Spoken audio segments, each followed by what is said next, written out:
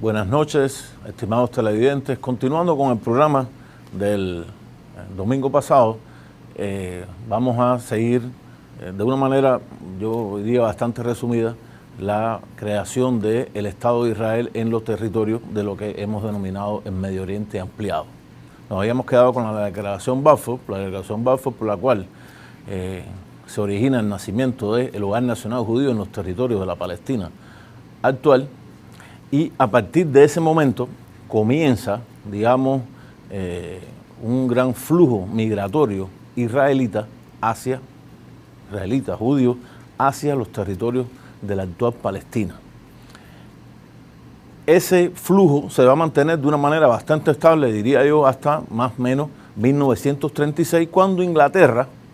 que se empieza en 1936, 1939, empieza a darse cuenta que prácticamente estaban al borde de una guerra con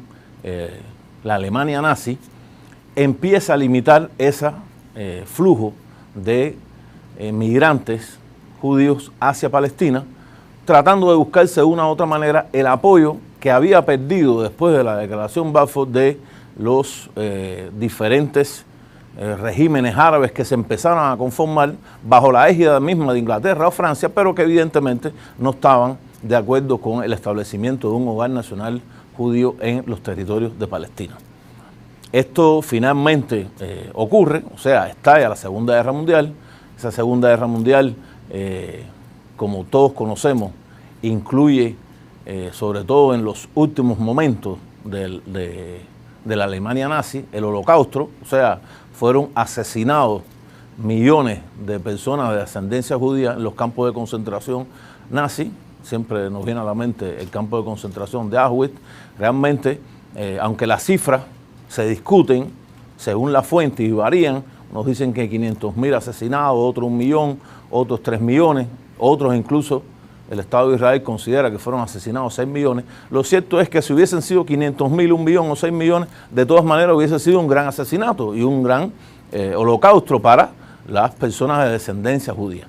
Esto trae consigo que en 1945, en la caída de la Alemania nazi y la apertura de esos campos de concentración, al conocerse la verdad de lo que había sido el holocausto nazi, se generó a nivel internacional, estamos hablando de 1945 hasta 1948, todavía no se había creado ni siquiera lo que va a ser las Naciones Unidas, que van a sustituir a la Liga de las Naciones, que había nacido, como vimos anteriormente, en la Primera Guerra Mundial. Pero se creó un estado de opinión tan generalizado favorable al pueblo judío que prácticamente desde 1945 hasta 1948 la afluencia de esos refugiados judíos hacia los territorios actuales de Palestina se hizo de una manera superando la aritmética y llegando a proporciones geométricas. Más de 2 millones de judíos en los territorios de la Palestina actual, junto con, lógicamente, en otros territorios, muchas veces incluso mezclados con los habitantes originarios de Palestina, o sea, con los palestinos, que hay que dejar bien claro que en ese momento ni siquiera se podía llamar o Palestina y mucho menos un Estado palestino. Lo cierto es que en 1948 nace el Estado de Israel, es proclamado el Estado de Israel por el primer presidente del Estado de Israel, David Ben-Gurión, y es importante destacar cuál es la actuación de las potencias, de las grandes potencias en ese momento. De manera de isofacto, Estados Unidos reconoció al Estado de Israel, pero a la vez la Unión Soviética, un día después y de manera diplomática, es el primer país que reconoce al Estado de Israel. Y incluso, si hoy vemos la situación actual, nos podría quedar la duda, bueno, ¿cómo fue posible que en ese momento de la historia la Unión Soviética hubiese aprobado el nacimiento del Estado de Israel? Y la respuesta tenemos que dárnosla en qué era lo que pasaba en esa coyuntura histórica en esos territorios del Medio Oriente. En ese momento, en 1948, todos los territorios del Medio Oriente que empezaban a nacer como Estado, nacieron a la vez como monarquías, muchas veces monarquías absolutas. Y las monarquías absolutas, donde, cuando le digo absoluto, estamos hablando del poder absoluto de un rey, era, digamos, lo más conservador desde el punto de vista del desarrollo político. No vamos a hablar solo de las relaciones económicas, donde predominaban, habían grandes rezagos del sistema feudal en todos esos territorios, y a la vez nació un Estado de Israel como una república, inspirado en eso que unos u otros han llamado el liberalismo occidental, y que en la economía también se empezaban a desarrollar lo que se fueron los kibbutz, o sea, cooperativas de producción, que es definitivamente un modo de producción socialista, lo cual evidentemente influyó en que, aparte de esa visión universal de lo que le había pasado a los judíos, trajo consigo también entonces que la Unión Soviética fuera el primer país que hubiese apoyado al Estado de Israel.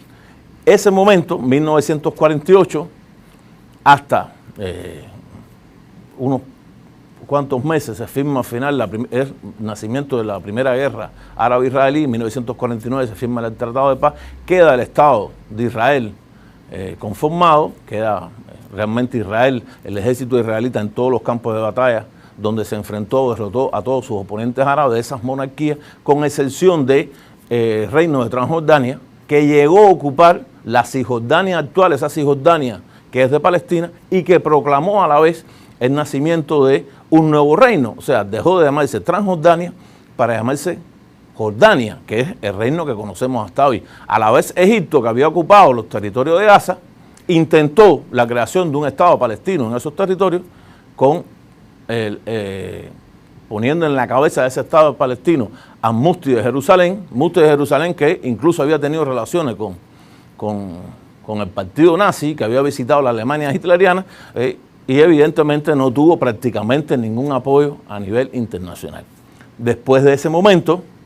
yo considero muy importante el momento de la Segunda Guerra Árabe-Israelí, guerra 1954. Ya se había producido en Egipto una revolución nacionalista, de la cual había emergido el que va a ser el líder del nacionalismo árabe hasta su muerte en 1970. Les hablamos en este caso de Gamal Abdel Nasser, junto con otros líderes que empezaban a abrirse camino, e incluso en revoluciones nacionalistas empezaban a tomar el poder en diferentes territorios de estas monarquías y haciendo desaparecer estas monarquías. Estamos hablando de Siria, estamos hablando de Irak,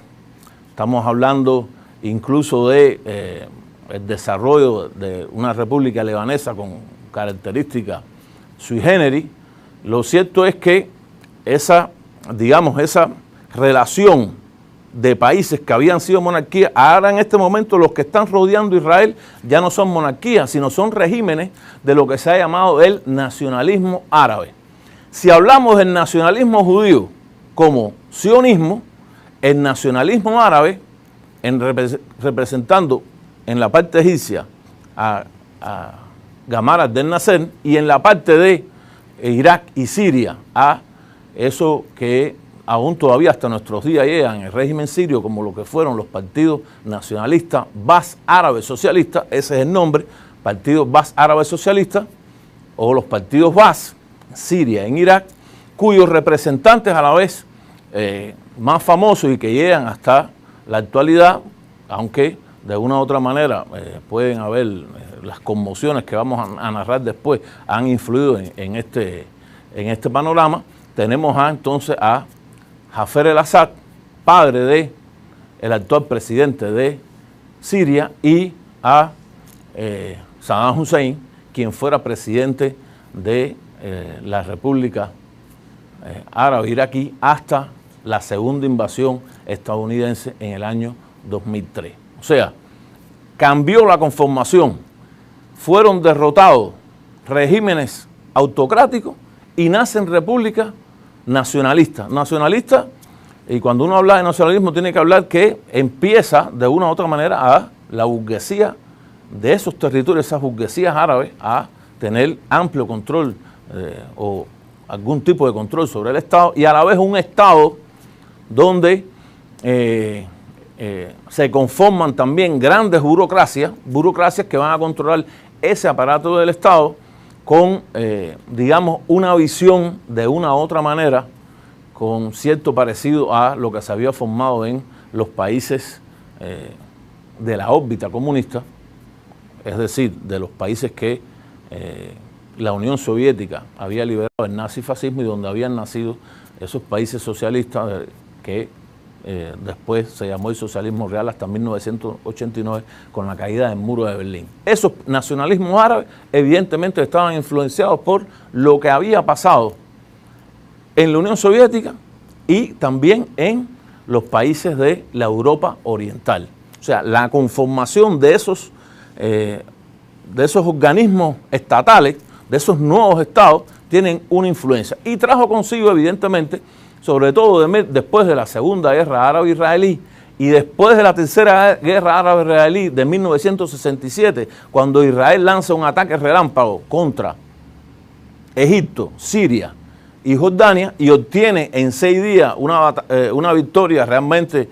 considerada como de las más grandes victorias en los anales del arte militar, que la Unión Soviética en ese momento rompa finalmente totalmente con Israel y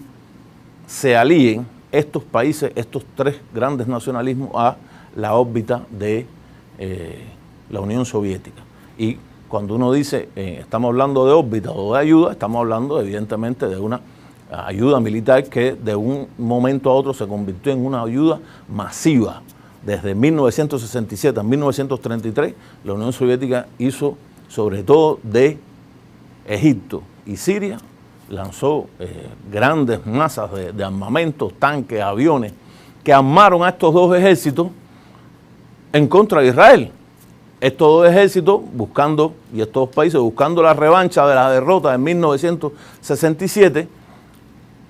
en 1973, el día de Yom Kippur. Yom Kippur es para los israelitas el día del perdón. Lanzaron estos 2 países árabes 2 grandes ofensivas contra Israel. El ejército egipcio llegó a ocupar el canal de Suez, avanzó por el territorio. Finalmente el 8º ejército egipcio fue derrotado por los israelitas y cercado, mientras los sirios ni siquiera pudieron avanzar y fueron derrotados. Casi que la ofensiva israelita fue detenida por un contraataque de fuerzas iraquíes con otras fuerzas del mundo árabe, incluso fuera del mundo árabe, que detuvieron a las tropas israelitas a 19 kilómetros de Damasco, concluyendo ahí esa guerra de Yom Kippur, que sus consecuencias las vamos a ver ahora en la segunda parte del programa.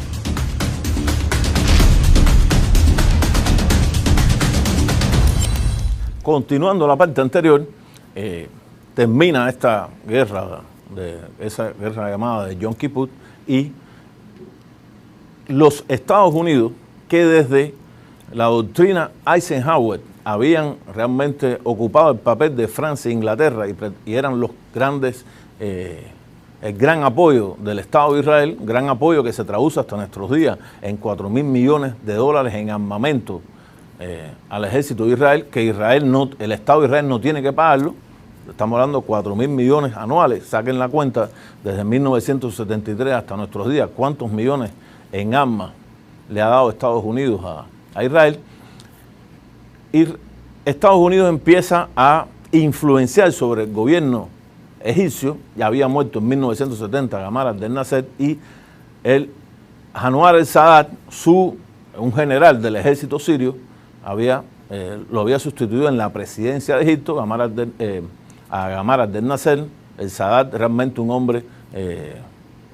podemos decir, cercano al nacionalismo árabe, pero con propios intereses personales, vinculados sobre todo a esa gran burocracia militar en Egipto, que ha tenido un predominio en la historia de Egipto hasta nuestros días. Firma con Estados Unidos y con Israel la paz de Camp David, 1973, por la cual Israel salió de la órbita de la Unión Soviética y a la vez Estados Unidos, como compensación, de una u otra manera, empieza también a darle fabuloso apoyo militar a Egipto, 3.000 millones anuales de dólares en armamento, también inversiones de capitales en otras ramas de la economía, lo cual trajo consigo a la vez que ese acuerdo de Camp David, que Israel le diera le devolviera toda el Sinaí, que había estado ocupado primeramente completamente desde 1954, y una parte importante, aún después de la guerra de Yom Kippur, se la devolviera a Egipto. Egipto salió de esa órbita. Egipto, país que en el Medio Oriente tiene un papel, incluso en el Medio Oriente emplea un papel destacadísimo por su cantidad de población, es el país realmente con la mayor población, gran producción de cereales, también producción de petróleo, de gas, quedó fuera de esa órbita. En los nacionalismos árabes, ya en este momento, estamos hablando de la década del 70, década del 80, también en Libia había habido un proceso de revolucionario vinculado al nacionalismo árabe. El Gaddafi había asumido el poder en Libia. Esto se había traducido también en Argelia, en Túnez con sus características especiales. Por lo tanto, el nacionalismo árabe, desde los años 70 hasta los años 90, o sea, todo lo que transcurre del siglo XX, estuvieron de una u otra manera en el poder en los principales países del Medio Oriente, con excepción de las monarquías, esas grandes monarquías que se mantuvieron. En este caso estamos hablando de la monarquía saudita, en Kuwait, también una monarquía, las otras monarquías del Golfo. Es como decir que en la parte norte del Medio Oriente se habían constituido repúblicas, y en la parte sur del Medio Oriente, desde las fronteras de Kuwait hacia Omán, quitando Yemen, donde también se había producido un movimiento revolucionario que había desembocado también en un nacionalismo árabe, pero de una u otra manera el nacionalismo árabe tuvo el principal poder en la mayoría de los países de esta región. Ya Turquía había pasado desde la revolución de Kemal Atatürk después de la Primera Guerra Mundial, y si vemos el mapa es como si todo el centro del Medio Oriente fuera el centro del nacionalismo árabe, y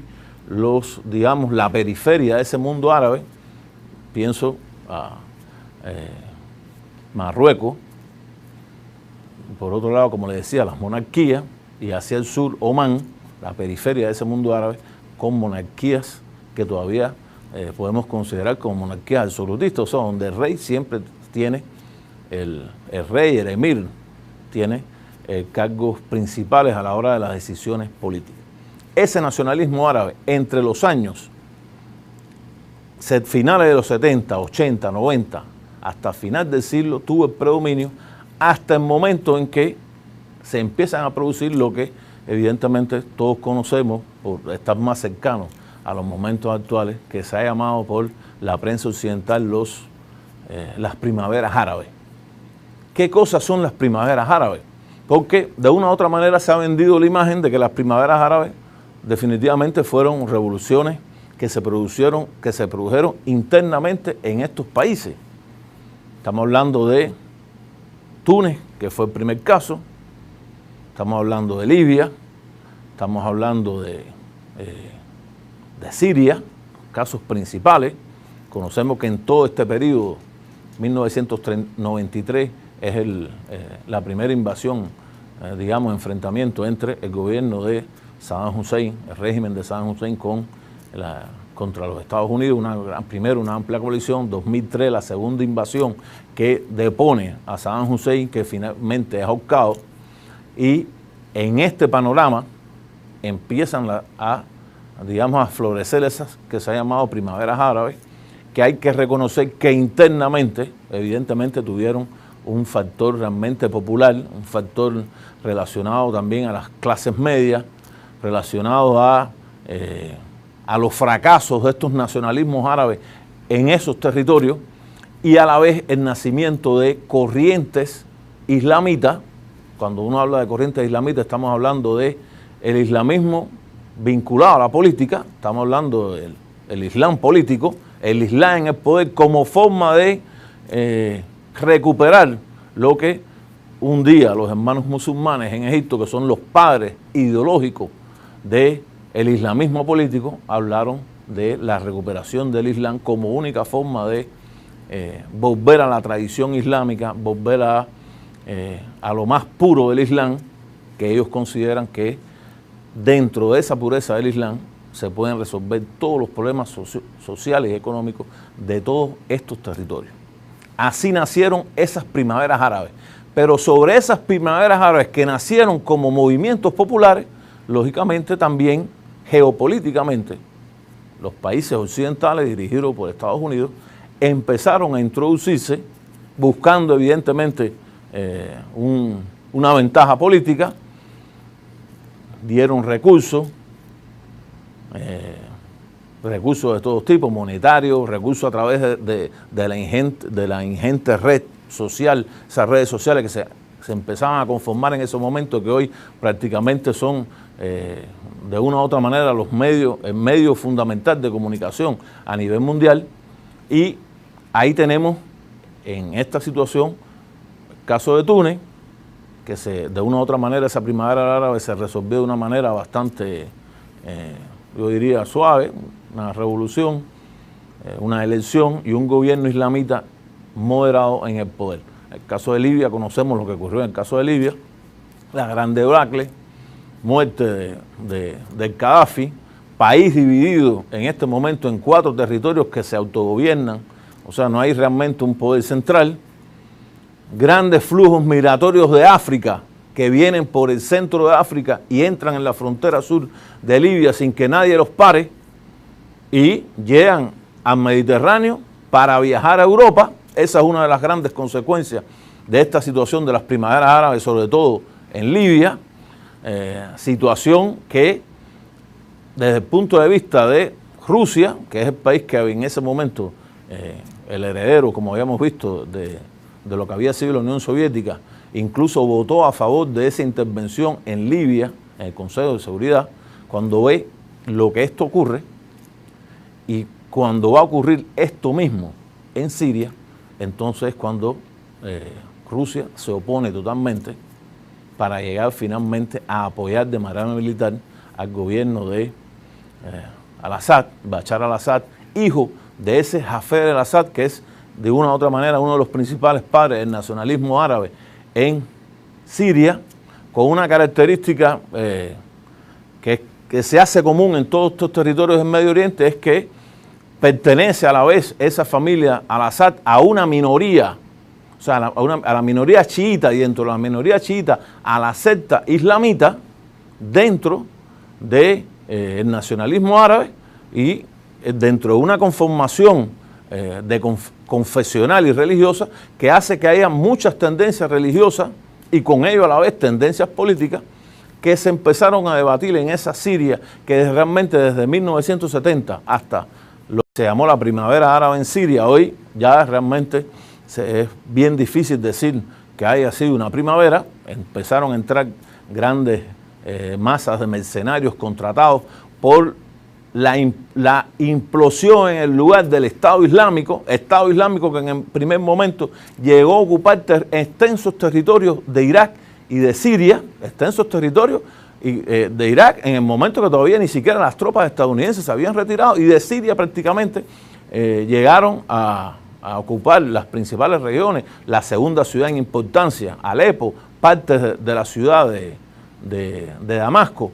e incluso proclamaron ese Estado Islámico un califato que había desaparecido después de la caída del Imperio Otomano, con uno de los personajes principales de ese califato, al-Baghdadi, como su califa. Esto conocemos la gran, digamos, esas operaciones militares, a veces incluso difíciles de comprender, los turcos primero apoyando a fracciones opuestos a otras fracciones que son de origen kurdo, kurdos que son considerados por Turquía como terroristas, porque dentro de Turquía hay un movimiento nacionalista kurdo que quiere la independencia del territorio de Turquía. En Siria, partes incluso del ejército sirio se habían aliado a estos grandes grupos insurgentes, y en ese momento donde parecía que prácticamente iba a caer el gobierno de Bashar al-Assad, llega la participación directa del ejército ruso, participación directa que se tradujo en bombardeos con misiles desde barcos y de submarinos y la intervención directa de fuerzas rusas en el territorio sirio, que trajeron consigo hasta el momento actual que el gobierno de Bashar al-Assad se hubiese sostenido prácticamente. Podríamos ver cómo podría ser incluso el momento de inflexión, porque China también está apoyando esta campaña rusa, la apoya desde el punto de vista diplomático y político, ante el temor también de que esta situación del Medio Oriente pueda salirse de las manos a todos y el islamismo ya no solo llegar a Rusia, donde ha llegado hace mucho tiempo, sino también vinculado a la población china de origen, la población de origen chino musulmana, los uigures, que también en este momento se empiezan a conformar como territorios que empiezan a ser influenciados por el islamismo musulmán. Hasta aquí esta intervención de hoy. Muchas gracias y los esperamos el próximo domingo.